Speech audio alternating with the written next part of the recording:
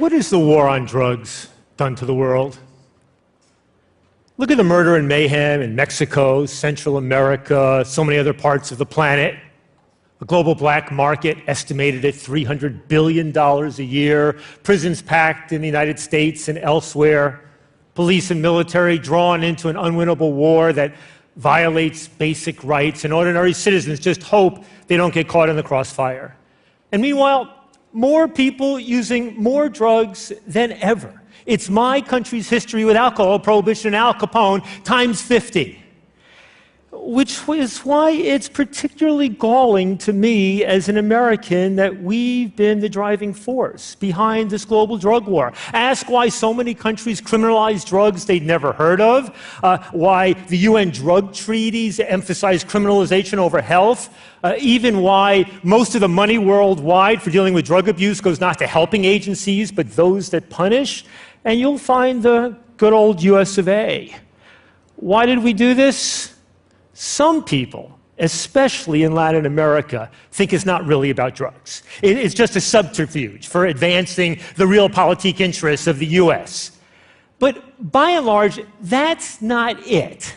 I mean, we don't want gangsters and guerrillas funded with illegal drug money terrorizing and taking over other nations. No, the fact is, America really is crazy when it comes to drugs. I mean, don't forget, we're the ones who thought that we could prohibit alcohol.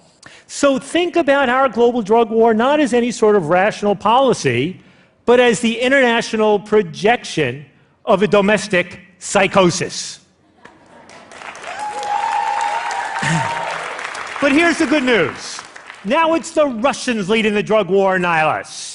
Most politicians in my country want to roll back the drug war now, put fewer people behind bars, not more. And I'm proud to say, as an American, that we now lead the world in reforming marijuana policies. It's now legal for medical purposes in almost half our 50 states. Millions of people can purchase their marijuana, their medicine, in government-licensed dispensaries. And over half my fellow citizens now say it's time to legally regulate and tax marijuana more or less like alcohol. That's what Colorado and Washington are doing, and Uruguay, and others are sure to follow.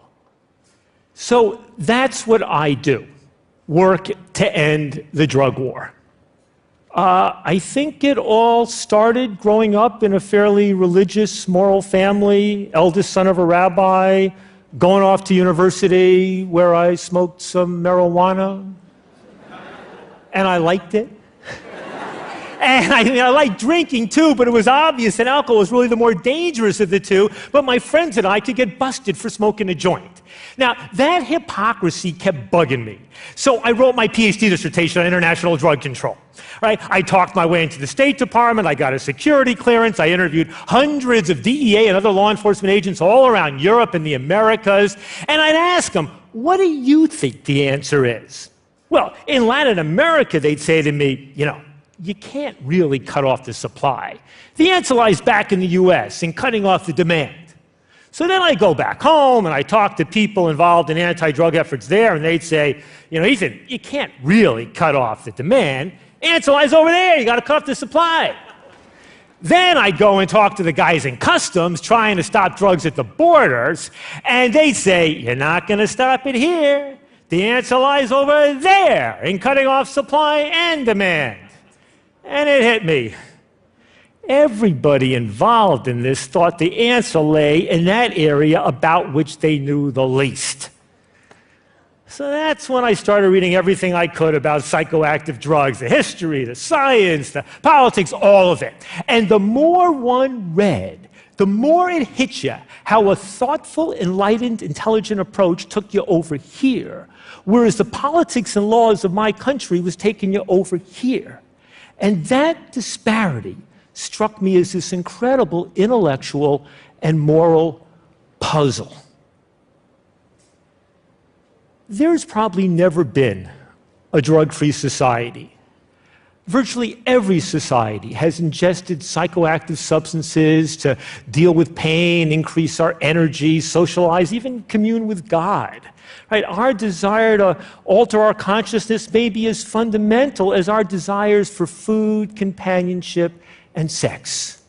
So our true challenge is to learn how to live with drugs so they cause the least possible harm and, in some cases, the greatest possible benefit. I'll tell you something else I learned. That the reason some drugs are legal and others not has almost nothing to do with science or health or the relative risks of drugs, and almost everything to do with who uses and who is perceived to use particular drugs. You know, in the late 19th century, when most of the drugs that are now illegal were legal, the principal consumers of opiates in my country and others were middle-aged white women, using them to alleviate aches and pains when few other analgesics were available. And nobody thought about criminalizing it back then because nobody wanted to put grandma behind bars. But when hundreds of thousands of Chinese started showing up in my country, working hard on the railroads and the mines, and then kicking back in the evening, just like they had in the old country with a few puffs on that opium pipe, that's when you saw the first drug prohibition laws in California and Nevada, driven by racist fears of Chinese transforming white women into opium-addicted sex slaves. The first cocaine prohibition laws, similarly prompted by racist fears of black men sniffing that white powder and forgetting their proper place in Southern society. And the first marijuana prohibition laws, all about fears of Mexican migrants in the West and the Southwest. And what was been true in my country is true in so many others as well, with both the origins of these laws and their implementation. Put it this way, and I exaggerate only slightly. If the principal smokers of cocaine were affluent older white men and the principal consumers of Viagra were poor young black men, then smokable cocaine would be easy to get with a prescription from your doctor, and selling Viagra would get you 5 to 10 years behind bars. I used to be a professor teaching about this. Now I'm an activist, a human rights activist. And what drives me is my shame at living in an otherwise great nation that has less than 5% of the world's population, but almost 25% of the world's incarcerated population. It's the people I meet who have lost someone they love to drug-related violence or prison or overdose or AIDS because our drug policies emphasize criminalization over health. It's good people who have lost their jobs, their homes, their freedom, even their children, to the state, not because they hurt anyone, but solely because they chose to use one drug instead of another. So, is legalization the answer? On that, I'm torn. 3 days a week, I think yes. 3 days a week, I think no. And on Sundays, I'm agnostic. But since today's Tuesday, let me just say that legally regulating and taxing most of the drugs that are now criminalized would radically reduce the crime, violence, corruption, and black markets, and the problems of adulterated and unregulated drugs, and improve public safety, and allow taxpayer resources to be developed to more useful purposes.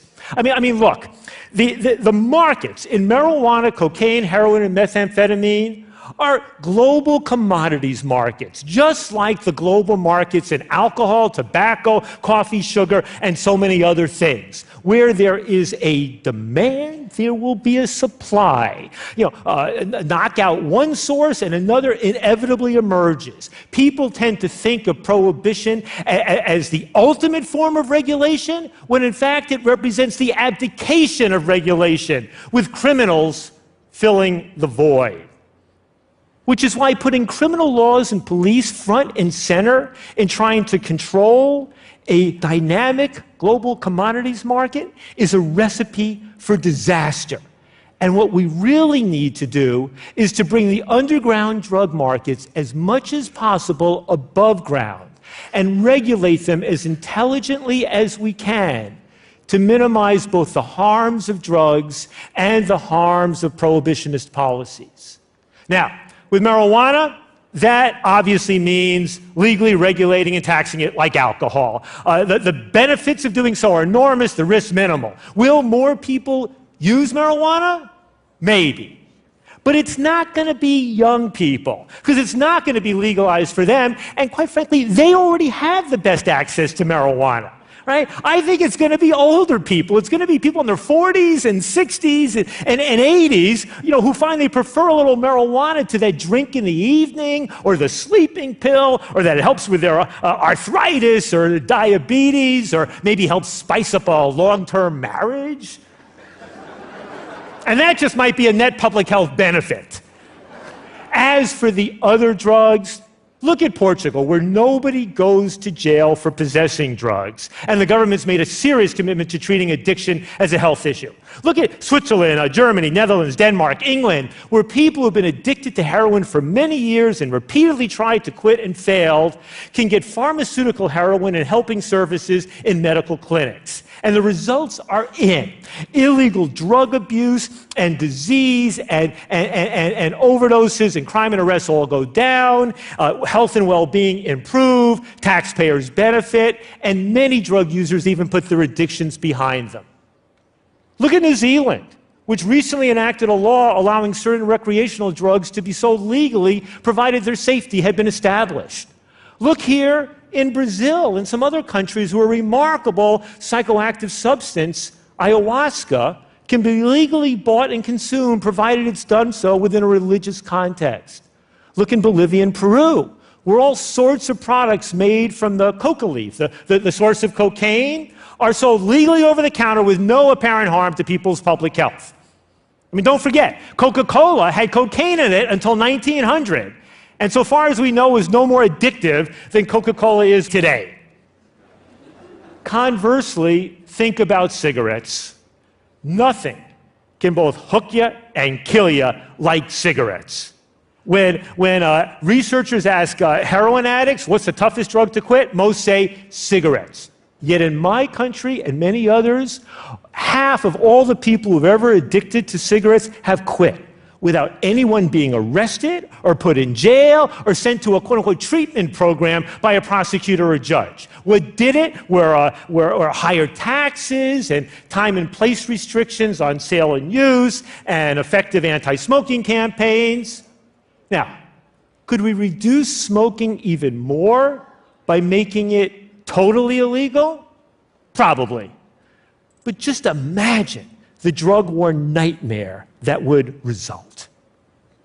So the challenges we face today are twofold. The first is the policy challenge of designing and implementing alternatives to ineffective prohibitionist policies, even as we need to get better at regulating and living with the drugs that are now legal.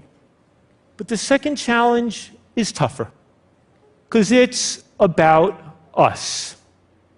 The obstacles to reform lie not just out there in the power of the prison-industrial complex or other vested interests that want to keep things the way they are, but within each and every one of us.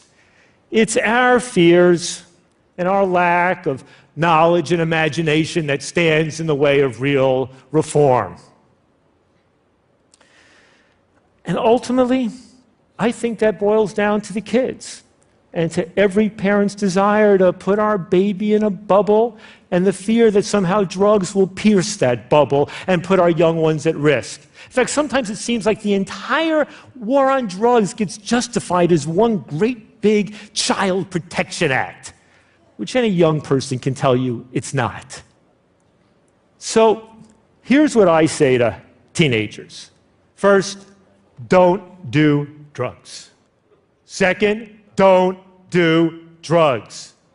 Third, if you do drugs, there's some things I want you to know, because my bottom line as your parent is come home safely at the end of the night and grow up and lead a healthy and good adulthood. That's my drug education mantra, safety first. So this is what I've dedicated my life to building an organization and a movement of people who believe we need to turn our backs on the failed prohibitions of the past and embrace new drug policies grounded in science, compassion, health, and human rights. We're people who come from across the political spectrum and every other spectrum as well. We're people who love our drugs, people who hate drugs, and people who don't give a damn about drugs. But every one of us believe that this war on drugs, this backward, heartless, disastrous war on drugs has got to end. Thank you.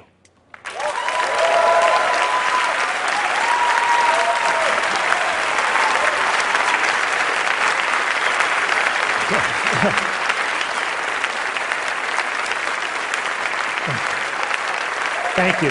Thank you. Thank you. Ethan, congrats. Quite the reaction. That was a powerful talk. Not quite a complete standing O, though. And I'm guessing that some people here, and maybe a few watching online, I don't know, maybe someone knows a teenager or a friend or whatever who got sick, maybe died from some drug overdose. I'm sure you've had these people approach you before. What do you say to them? Chris, the most amazing that's happened of late is that I've met a growing number of people who actually lost a sibling or a child to a drug overdose. And 10 years ago, those people just wanted to say, let's line up all the drug dealers and shoot them, and that will solve it. And what they've come to understand is that the drug war did nothing to protect their kids. If anything, it made it more likely that those kids were put at risk. And so they're now becoming part of this drug policy reform movement. There's other people who have kids, one's addicted to alcohol, the other one's addicted to cocaine or heroin, and they ask themselves the question, why does this kid get to take one step at a time and try to get better, and that one's got to deal with jail and police and criminals all the time? So everybody's understanding the drug war is not protecting anybody. Certainly in the US, you've got political gridlock on most issues. I mean, is there any realistic chance of anything actually shifting on this issue in the next 5 years? I tell you, it's quite remarkable. I'm getting all these calls from journalists now who are saying to me, Ethan, it seems like the only two issues advancing politically in America right now are marijuana law reform and gay marriage. What are you doing right? And then you're looking at bipartisanship breaking out with actually Republicans in the Congress and state legislatures allowing bills to be enacted with majority Democratic support. So we've gone from being sort of the third rail, the most fearful issue of American politics, to becoming one of the most successful. Ethan, thank you so much for coming Chris, to take thanks Global. so much. Thank you. Thank you.